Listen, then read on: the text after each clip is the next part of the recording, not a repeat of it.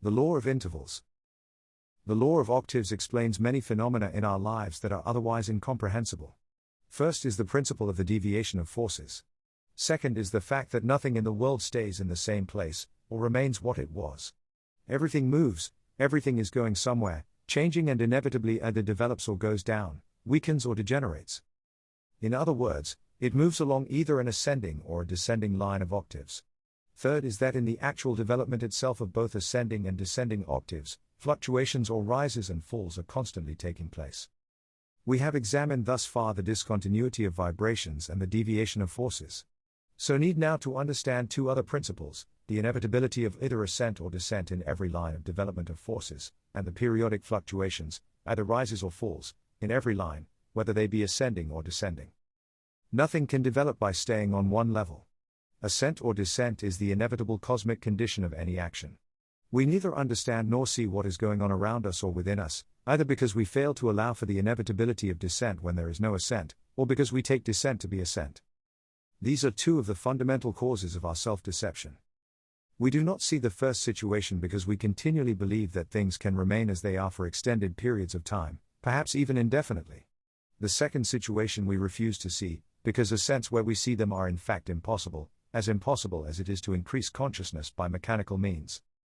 Having learned to distinguish between ascending and descending octaves in life, we must learn to discern ascent and descent within the octaves themselves. Whatever sphere of our lives we take, we can see that nothing can ever remain level and constant. Everywhere and in everything proceeds the swinging of the pendulum, everywhere and in everything the waves must rise and fall. Our energy in one or other direction suddenly increases, and then afterwards just as suddenly decreases. Our moods become better or become worse without any visible reason, which is nothing to do with bipolarism but rather, the law of intervals. Our feelings, our desires, our intentions and even our decisions, all from time to time pass through periods of ascent or descent and become stronger or weaker. Furthermore, there are perhaps 100 or more pendulums moving here and there within us. These ascents and descents, these wave-like fluctuations of moods, thoughts, feelings, energy, determination and so on, are periods of the development of forces between intervals in the octaves as well as of the intervals themselves. Upon the law of octaves, in its three principal manifestations, depend many phenomena, both of a psychic nature as well as those immediately connected with our life. Upon the law of octaves depends the imperfection and incompleteness of our knowledge in all spheres, without exception. Chiefly because we always begin in one direction, and afterwards without noticing it, proceed in another. The law of octaves, as stated, was known to ancient knowledge. Even our divisions of time, that is the days of the week into work days and Sundays, is connected with the same properties and inner conditions of our activity that depend upon the general law. The biblical myth of the creation of the world in 6 days and of the seventh day in which God rested from his labors, is also an expression of the law of octaves, or an indication of it, though an incomplete one. Observations based upon an understanding of the law of 7, show that vibrations may develop in different ways. In interrupted octaves they merely begin and fall, are drowned or swallowed up by other stronger vibrations that intersect them, or go in an opposite direction. In octaves that deviate from the original direction, the vibrations change their nature, and give results opposite to those that might have been expected at the onset. It is only in octaves of a cosmic order, both descending and ascending, that vibrations develop in a consecutive and an orderly manner, following the same direction in which they started out.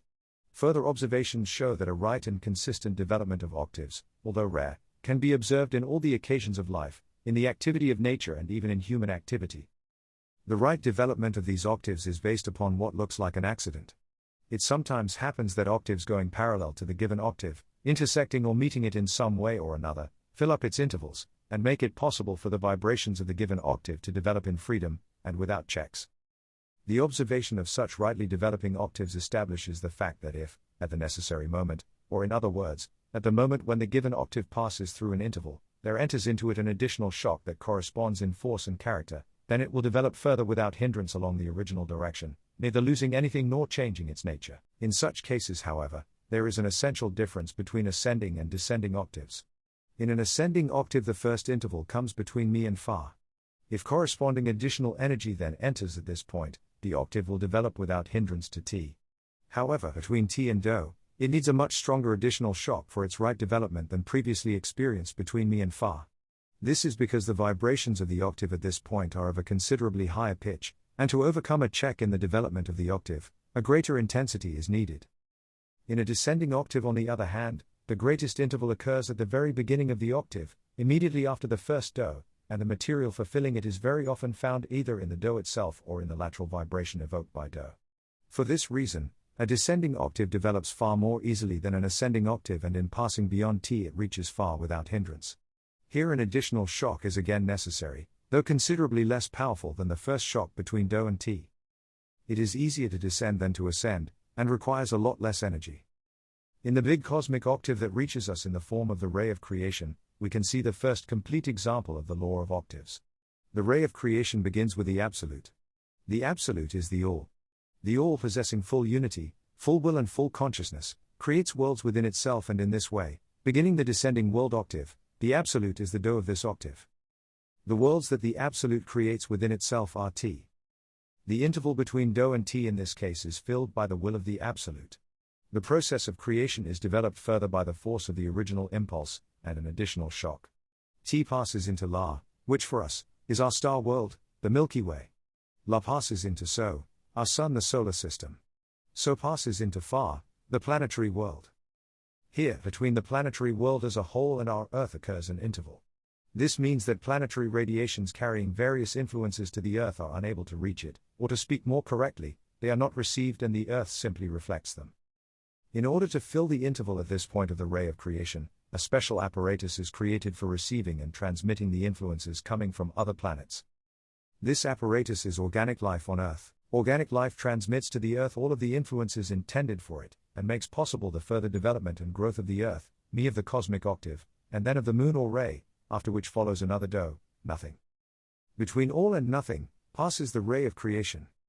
You may have heard the prayer, Holy God, Holy the Firm, Holy the Immortal. This prayer comes from ancient knowledge. Holy God means the Absolute or All. Holy the Firm also means the Absolute or Nothing. Holy the Immortal signifies that which is between them, that is the 6 notes of the ray of creation, with organic life. All 3 taken together make one. This is the coexistent and indivisible Trinity, Brahma, Vishnu, and Shiva. We can further examine the idea of the additional shocks that make it possible for lines of forces to reach a projected aim. As was previously noted, shocks can occur accidentally. Accident is of course a very unpredictable thing. However, those lines of the development of forces that are straightened out accidentally, and which we can sometimes observe, or suppose, or anticipate, create in us more than anything else the illusion of straight lines. That is to say, we think that straight lines are the rule, and broken or interrupted lines are the exception. This, in its turn, creates in us the illusion that it is possible to do, and possible to attain a projected aim. Whereas in reality a person can actually do nothing. If by accident our activity achieves a result, even though it resembles only in appearance or in name, the original aim. A person assures themselves and others that they have attained the aim that they set before themselves, and that anyone else should be able to attain this aim of theirs, so others believe them. A person can win at roulette, however this would be accident and in reality an illusion. Attaining an aim that one has set before oneself in life, or in any particular sphere of human activity, is just the same kind of accident. The only difference is that with regard to roulette, the person knows for certain whether or not they have won or lost on each separate occasion, or on each separate stake. However, in the activities of life, particularly of the kind that most people are concerned with, and when years pass between the beginning of something and its result, then a person can very easily deceive themselves and take the result obtained as the result desired, thereby convincing themselves that they have won, when on the whole they have actually lost. The greatest insult for a man-machine is to tell him that he can do nothing, can attain nothing, and that he can never move towards any aim whatsoever. That in striving towards one, we will inevitably create another. It can never be otherwise. The man-machine is in the power of accident. His activities may fall by accident into some sort of channel that has been created by cosmic or mechanical forces, and they may by accident move along this channel for a certain period, giving the illusion that aims of some kind are being attained. However, such accidental correspondence of result with the aims we have set before us, or the attainment of aims in small things that can have no consequence, creates in mechanical man the conviction that he is able to attain all, or any aims. He is able to conquer nature, is able to arrange the whole of his life in a particular manner, and so on. He is in fact able to do nothing of the kind, because not only does he have no control over things outside of himself, but even lacks control over things within himself. The latter needs to be clearly understood and assimilated. At the same time, it must be understood that control over things begins with control over things in ourselves, with control over ourselves. A person who cannot control themselves, or the course of things within themselves, can control nothing. In what way can this control then be obtained? The technical answer to the question is explained in the law of octaves.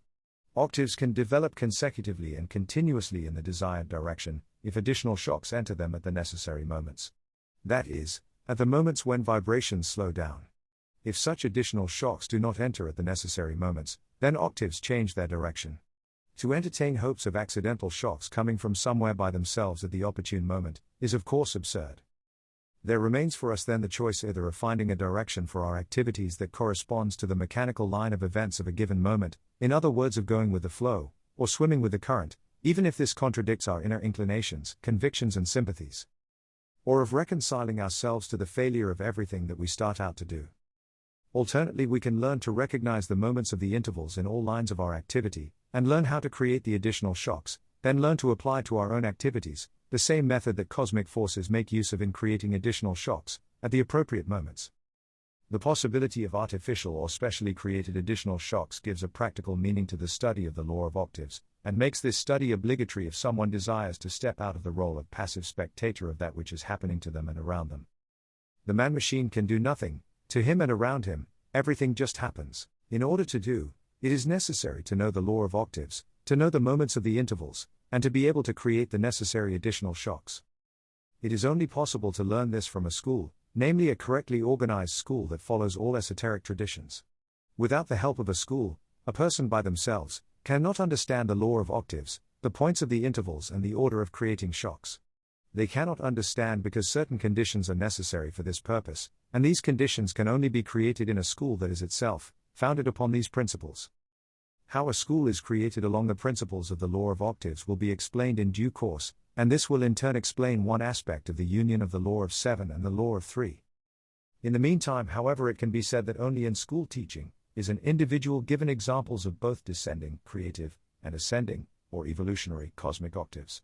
Western thought, knowing neither about octaves, nor about the law of 3, confuses the ascending and the descending lines, and does not understand that the line of evolution, ascending, is opposed to the line of creation, descending.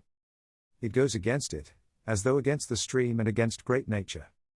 Furthermore, in the study of the law of octaves it must be remembered that octaves, in their relation to each other, can be either fundamental or subordinate. The fundamental octave can be likened to the trunk of a tree, giving off branches of lateral octaves. The 7 fundamental notes of the octave and the 2 intervals, the bearers of new directions, give altogether 9 links in the chain, or 3 groups of 3 links each. The fundamental octaves are connected with the secondary or subordinate octaves in a particular way. Then out of the subordinate octaves, of the first order, come the subordinate octaves of the second order, and so on. The construction of octaves can be compared with the construction of a tree. From the straight basic trunk there come out boughs on all sides which divide in their turn and pass into branches, becoming smaller and smaller, until finally they are covered with leaves. The same process then continues in the construction of the leaves, in the formation of their veins, their serrations and so on. Like everything in nature, the human body that represents a certain whole, bears both within and without, the same correlations. According to the number of the notes of the octave and its intervals, the human body has 9 basic measurements, expressed by the numbers of a definite measure. Among individuals, these numbers of course differ widely, however within certain definite limits. These 9 basic measurements, giving a full octave of the first order by combining in a certain way, pass into measurements of subordinate octaves that give rise in their turn to other subordinate octaves and so on. In this manner, it is possible to obtain the measurements of any member or any part of the human body, as they are all in a particular relationship to one another. We need to both understand and see this law in ourselves, in order to then see it outside of ourselves. However, the difficulty lies not only with the technical understanding of the law of octaves. One has to understand where and why it works.